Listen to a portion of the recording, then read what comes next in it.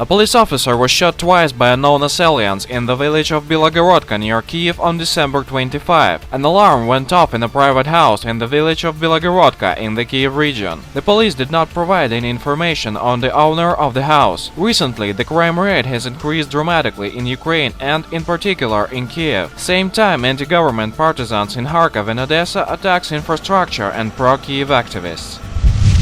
DPR leader Alexander Zakharchenko insists that the Kiev-led party of war is using the ceasefire to regroup forces. In addition, Kiev has closed several Ukrainian airports, which is further proof that it's plotting to disrupt the Minsk talks. Preparations are underway to disrupt the talks and resume hostilities, which is clear from the fact that the airports have been shut, the DPR leader said.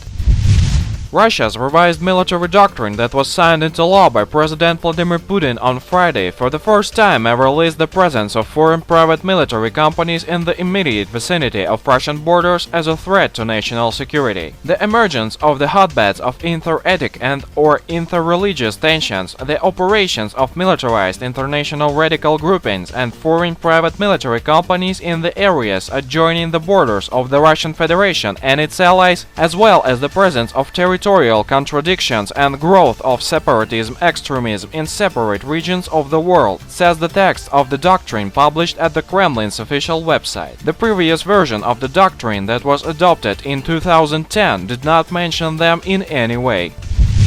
The China foreign exchange rate system has announced that since December 29, China, Russia, Malaysia and New Zealand will start the usage of national currencies in mutual transactions. Beijing hopes to make the yuan an alternative to the US dollar in global trade. We remember the Russian Central Bank and the People's Bank of China reached a 3-year agreement on currency swaps worth 150 billion yuan, or over $24 billion, in October. We thank our information partners for help with spreading this video news.